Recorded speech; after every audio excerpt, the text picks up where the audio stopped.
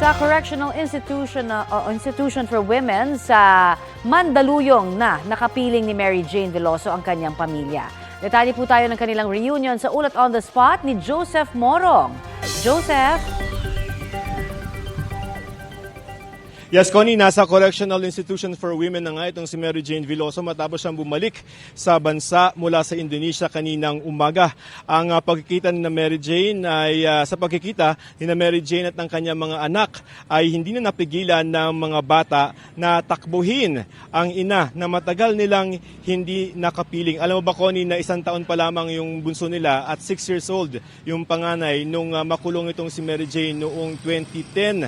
At nangyari ang eksenang yan sa loob ng Correctional Institution for Women at yun namang mga nanay at tatay at saka yung mga kapatid ay ganun din, tinakbo na yung kanilang anak ay dahil ito yung araw na kanilang pinakahihintay. Si Mary Jane naman ay walang pagsidla ng tuwa lalo pat nakita niya sa wakas ang kanyang mga anak, magulang at mga kapatid matapos ang halos 15 taong pagkakabilanggo sa Indonesia.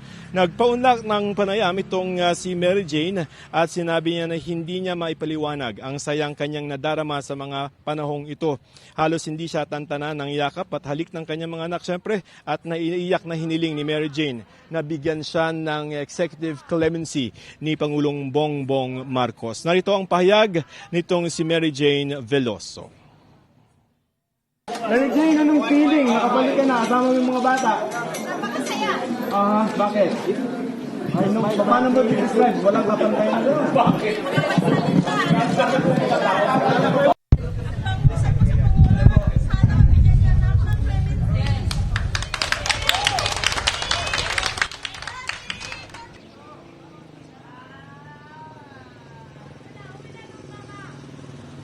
Ayon naman sa Department of Justice, nasa Pangulo siyempre ang kapangyarihan kung magbibigay ito ng executive clemency pero hindi rin inaalis ng DOJ, Connie, na pwede rin siyang bigyan ng parol.